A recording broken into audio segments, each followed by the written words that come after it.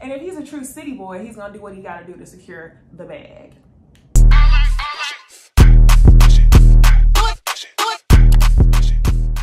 Hey y'all, it's Necey Dixon. Welcome back to my YouTube channel. If you are new here, welcome. If you are returning, y'all, welcome back. This review is going to be over Love After Lockup, I believe season 3, episode 36, something like that. It is boyfriend or sugar daddy.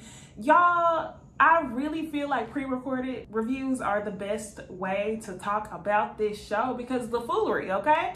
It's about on the same level of the foolery on Married at First Sight. So we have to get into it. Let's go ahead and jump into the video. Love After Lockup. Y'all, so the first couple that we will start off with is Courtney and Josh. Now, if y'all remember, I gave y'all the full rundown last episode. Go watch the last video if you haven't watched it. But Courtney is the prison guard who ended up hooking up with a prisoner, wearing different wigs to her damn job to continue to date this man. It lasted for all of 8 weeks because she didn't have a lick of makeup on her face. You was coming to work in front of your coworkers, checking in as somebody else to see this man, okay?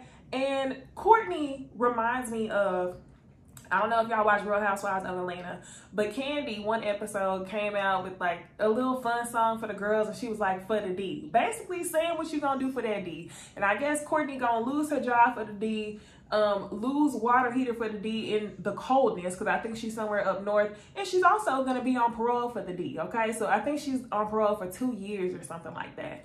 For that reason, Josh cannot live with her after he's released from prison. So as soon as Josh is released, they have to go into quarantine for 14 days.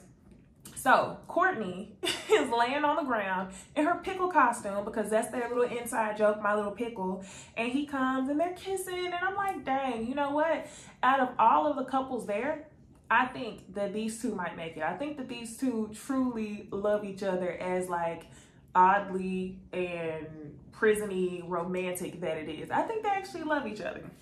So first stop, whenever Josh gets out, they decide to go to McDonald's. He gets some french fries and a burger, and he says it's the best burger he ever had in his life. I bet it is, Josh, okay? I bet it is.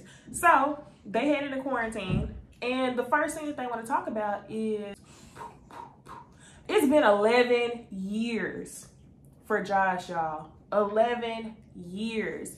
So he's worried, like, hey, I might not even know what to do. Courtney herself isn't too worried, because she's like, you know what, it's human instinct. Josh starts talking about how he's had to rely on the phone only for all that time.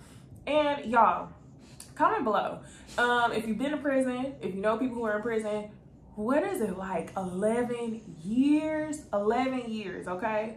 So yeah, I guess we'll find out next episode what's going on with Courtney and Josh, but until then we can go ahead and move on to the next couple. So the next couple is actually Rachel and Doug, y'all. If you remember, Rachel is our girl who was a Marine. She's an engineer. Doug is the one who's been in prison since he was 17 years old, on and off. The longest that this man has been out of jail is 40 days. So you have found a man who literally has spent all of his adulthood in prison, and on top of that has no one to take care of his child because his baby mama is using. So Rachel has essentially taken over the care of Doug's son, Lil Dougie, okay?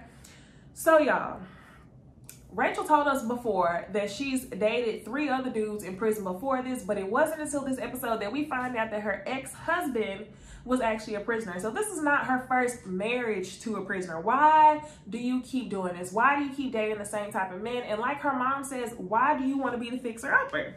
So what we see is Doug talking on the phone to Rachel. He's talking real aggressive to her, getting upset because she hasn't reached out to his parole contact.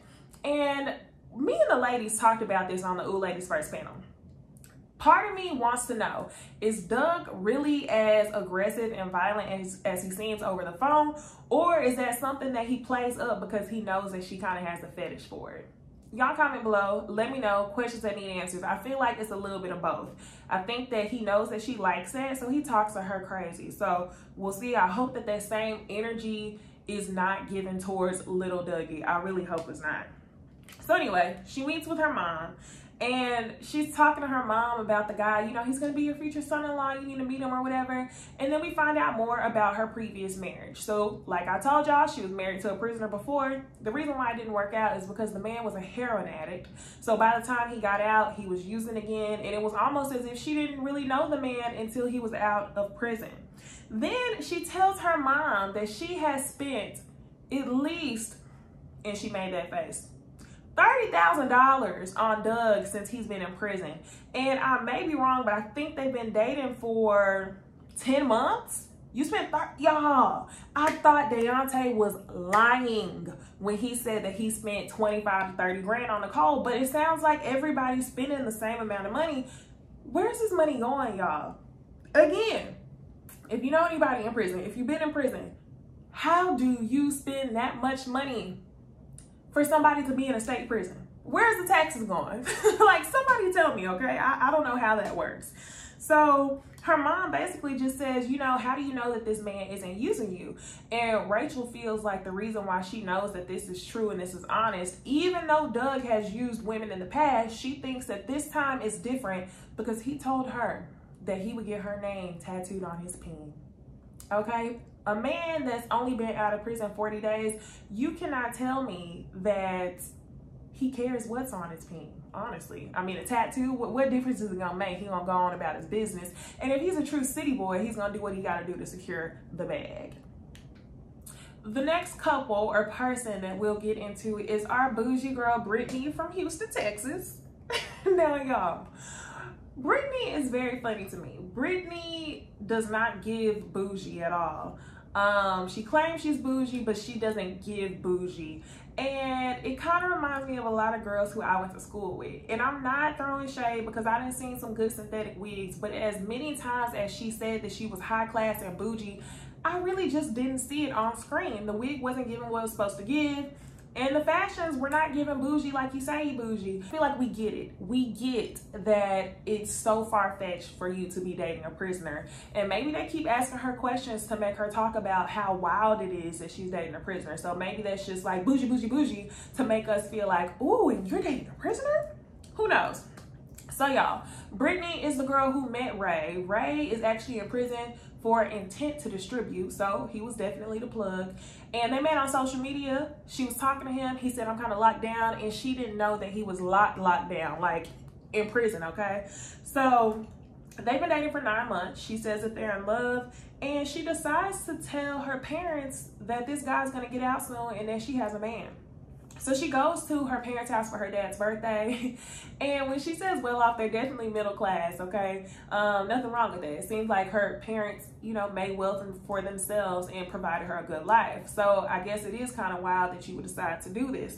But one of the things I want to keep talking about is, like, as we see the people on the outside world explain to their families who they're dating, their families seem so shocked.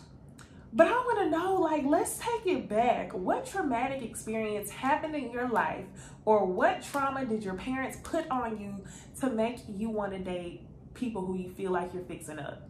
And I feel like that's the case with Rachel, that's the case with Brittany, that's the case with Deontay. And I'm pretty sure Deontay has a bit of insecurity, and he also has a small town nigga type of feel. You know, the small town ones who feel like they're really doing something just because they go bag a white girl, and it don't really matter what type of white girl.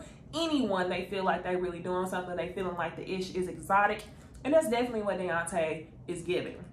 So back to Brittany, y'all. There's something wrong with all these people. That's all I'm saying. And for the parents to be so shocked, I want to know, when did you contribute to this? So she basically announces, y'all, I have a boyfriend. We've been dating for 9 months. The reason why I haven't been telling y'all is because he's currently in prison. And her mom's reaction killed me. She said, girl? And then I think it was her sister over there. She was like, are you serious? Nah, you joking.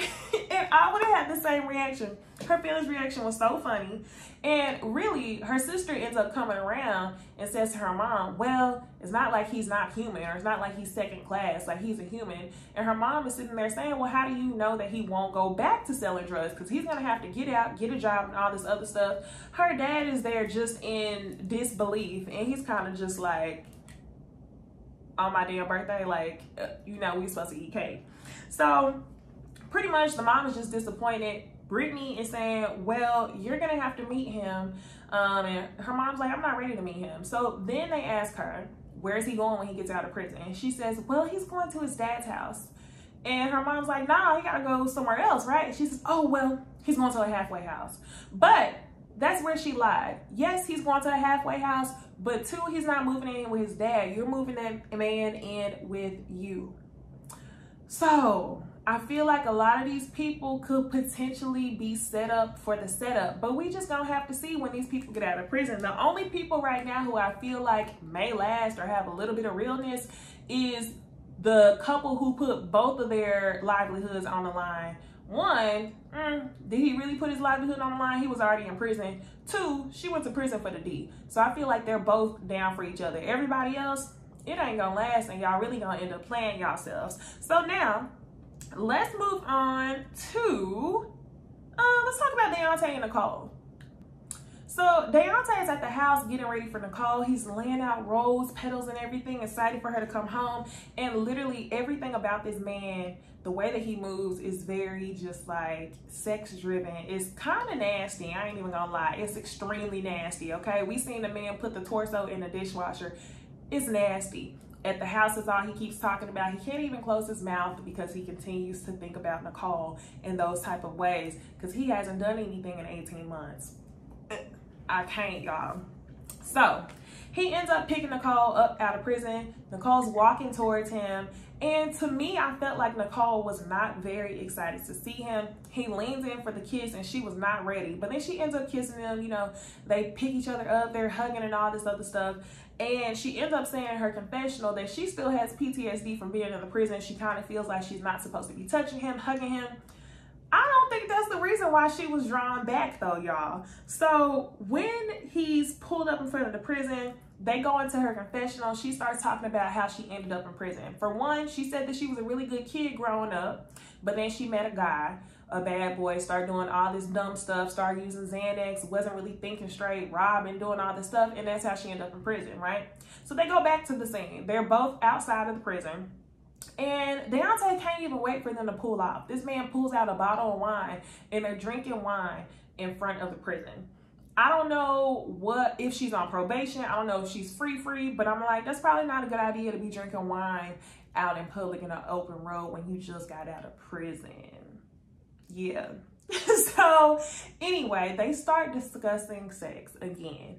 And Deontay, he just says he's so excited. He's standing behind her. He's sitting there saying, oh, calm down. Down, dog. Down, boy, down. And I'm just like, I'm just so disgusted, y'all. I cannot. I don't understand why he's doing all this. And Nicole says to the camera in front of Deontay, oh, yeah, we're ready to be alone. Then in her confessional, she says, well, I know I love him, but I don't know. You don't want that man. You done got the 30 grand. He done took care of you in prison. You said you wouldn't be able to survive your bid without him. But I don't think you want that man on the outside world. And I think Deontay is going to lose his shit knowing that he waited 18 months only for you to come home, roll over and go to sleep and say that you don't want that man. Okay? Sorry to that man. I'm sorry, Deontay. You're going to have to pull the torso back out the dishwasher. All right. So the last couple that we'll talk about is Stan and Lisa. So Stan is his name Stan? Y'all tell me if I'm wrong. Stan and Lisa, he is the old millionaire. Lisa then found her a millionaire. I think he said his net worth was like $2.5 million. And he's on the phone with Lisa. He's talking about how he's such an adventurous old man and he has to work out to be in shape for the things that he likes to do. And this episode was just a bunch of horn dogs, y'all. It was just like, these people, I wasn't here for it. But it was funny. So Stan just talks about, you know, how he's wild and he likes to do different things. And last episode, I told y'all that I didn't think that Stan would want Lisa if she was coming out looking like a boy. But low-key, the way that he was talking about how adventurous he was, he may be down to try, you know, schoolboy role play with Lisa. I wouldn't be surprised. Y'all let me know what y'all think. So while he does that, he's also talking about Lisa potentially meeting his children. Lisa says, when am I going to meet your kids? And he basically says, I don't know about that. He has 4 girls with his ex-wife who passed away. Well, do you call her an ex-wife if she passed away? His wife who passed away.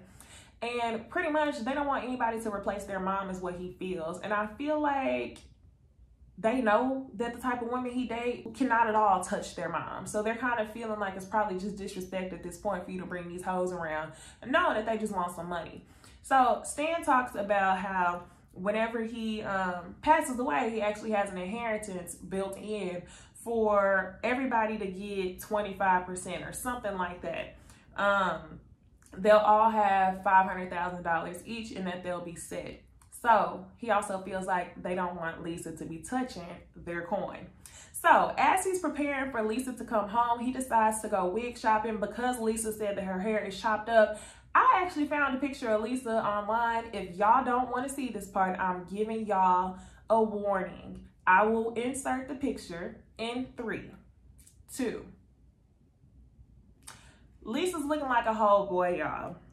So he decides to get her a wig. He goes to the salon, and the way he was eyeing those wigs, he was really thinking about Lisa. They killed me when they took the little mannequin head and they said, look at that, can you see her standing next to you? And he's sitting there just like glowing at the eyes, getting excited, thinking about Lisa, and it's not even a real human next to you. These people have the wildest imaginations, but I mean, what can you expect? These people had to get through a year, 2 years, 11-year sentences, and I guess you gotta do what you gotta do. Ugh. Y'all. So he ends up leaving the wig shop, and he spent $1,300 on 3 wigs. And I know that black lady was happy that she had her a customer willing to spend that much money that day. Shout out to you, girl. I'm happy for you. So while he's in the bathroom at the wig shop, he actually gets a phone call from Lisa, and Lisa is definitely acting like a gold digger. She calls him, says that her brother has gotten into trouble again. He was on a high-speed chase from the police, and now he's set at a bond of $30,000. So she says, Stan, can we help him, please? And Stan is like, we should just let him do the time because he's just going to do it again. Stan is using his common sense, which I hope he continues to use. And this girl, Lisa, had the nerve to say, it's just money. Easy come, easy go. Especially when it's not your money, girl. So we find out that she comes from a whole family of criminals. But my thing is, easy come, easy go. Stan, I hope you hold on to your coin. I hope you use this girl for what she can benefit you, which is in your 50 Shades of Grey room, I'm sure, at your house. And then just leave it at that, y'all. But this episode was a pretty interesting one. I'm sorry that this review was late, but I'm glad that y'all are tuning in. Be sure to like, comment, subscribe, and I will see y'all in the next video. Bye.